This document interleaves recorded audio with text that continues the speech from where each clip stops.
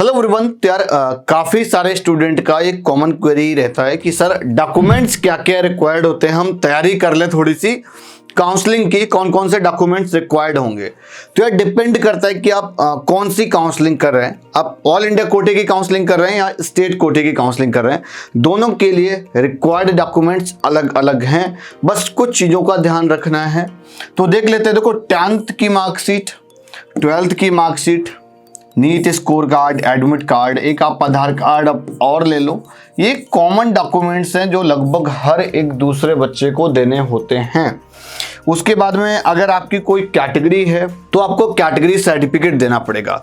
अगर all India counselling है तो आपको सेंट्रल गवर्नमेंट का देना पड़ेगा, बिकॉज बहुत सारे लोग ऐसे हैं सेंट्रल पे जनरल हो जाते हैं और स्टेट पे ओबीसी हो जाते हैं।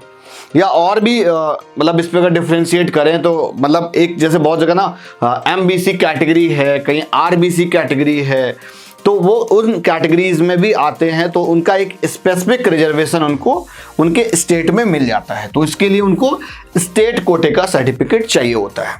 तो सिंपली ये सर्टिफिकेट जो होगा ये 1 अप्रैल 2022 के इधर का होना चाहिए, मतलब लेटेस्ट होना चाहिए, इससे पुराना नहीं होना चाहिए। अगर इससे पुराना हुआ तो क्या होगा, रिजेक्ट हो जाएगा।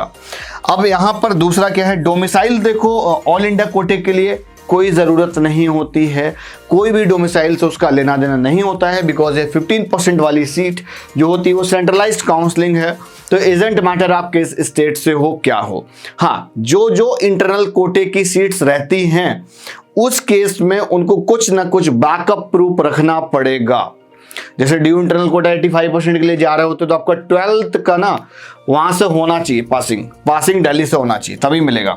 हाँ, उसके डोमिसाइल ना स्टेट कोटे पे रिक्वायर्ड होता है गवर्नमेंट कॉलेज के लिए। जैसे यूपी से हो आप, आपने 10th 12th यहाँ से कर रखी है ना, हो सकता है आपके फादर मदर भी यहीं से हो, आपके पास डोमिसाइल भी यहीं उससे हो, कोई दिक्कत नहीं है। हो सकता है आप अदर स्टेट से हो, आप यहाँ पर शिफ्ट हो, तो उस केस में डोमिसाइल रिक्वायर्ड होता है, अदरवाइज आपकी क्वालिफिकेशन दी जाती है।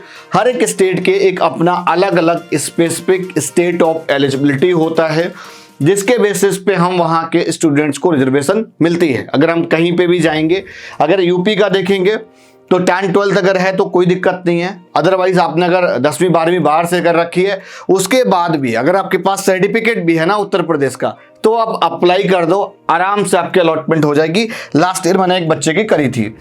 और अगर हम कुछ पॉइंट्स और हैं, कुछ पॉइंट्स हम और कवर अप करेंगे। एक इंपॉर्टेंट पॉइंट आ जाता है स्टेट कोटे की काउंसलिंग में सब कैटेगरी का। आपके पास हो सकता है फ्रीडम फाइटर का हो, डिफेंस का हो, एक्स सर्विसमैन का हो, या एनसीसी का होगा। तो कोई भी सर्टिफिकेट हो आपके पास में, सर्टिफिकेट एकदम अपडेटेड होना चाहिए। पुराने वालों को ऑफिशियल जब काउंसलिंग चलेगी तो वहाँ से फॉर्मेट निकाल के उसको वहाँ पे पूरा बढ़िया से वेरीफाइड करवा के एज पर द अथॉरिटीज जो अथॉरिटीज के लिए दे रखा हो उसको अपडेटेड करा लो। दूसरी इंपॉर्टेंट चीज़, एक मेडिकल सर्टिफिकेट की रिक्वायरमेंट और रहती है, तो वो आपको एक फॉर्मेट आता है, उस फॉर्मेट के बेसिस पे करना पड़ता है।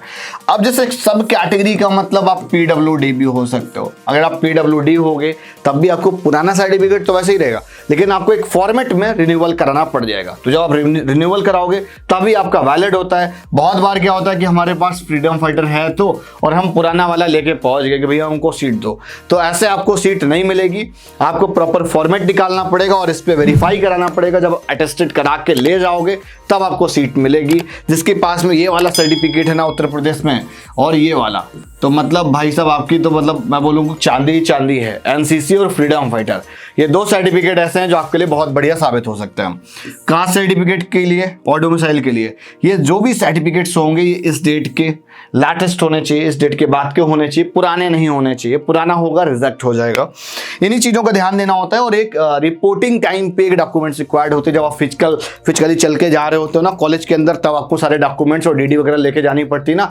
तो उसके लिए क्या क्या रिक्वायर्ड होते हैं, काउंसलिंग फॉर्म, जो भी आपने फॉर्म फीस है, जो सिक्योरिटी अमाउंट जमा किया होगा उसकी डिटेल चाहिए होती है। चॉइस फिलिंग आपने क्या भरी थी वो चाहिए होता है। उसके बाद में अलॉटमेंट लेटर जो आपको अलॉटेड मिला हुआ है तो वो आपको चाहिए होता है। उसके बाद में जितने भी मैंने अभी इधर डॉक्यूमेंट्स बताए हैं इन सब का फोटोस्टेट चाहिए होता है। उसके बाद में एक माइग्रेशन सर्टिफिकेट, कैरेक्टर सर्टिफिकेट, और अगर थोड़ा सा जाएं तो अगर आपका गैप ईयर है तो वो यार एफिडेविट लगता है, तो वो एफिडेविट आप लोगों को देना होता है। तो फिजिकली जाके लगता है, ऑनलाइन ऐसी कोई एक्टिविटी नहीं है तो आपको पहले ही बनवाना पड़ जाए। और आज की वीडियो यहीं तक, और इसी तरीके से वीडियोस पाने के लिए चैनल को सब्सक्राइब करो। और कोई भी अगर डॉक्यूमेंट्स रह गया है, अगर आपके मन में कुछ क्वेरी आ रही है तो आप कमेंट करके बताइए, हम उस पर जरूर आपको रिप्लाई करेंगे। और अगर आपको कुछ गाइडेंस चाहिए तो आप हमारा एक फ्री गाइडेंस फॉर्म फिल कर सकते हैं। मिलते हैं नेक्स्ट वीडियो में, तब तक के लिए बाय बाय।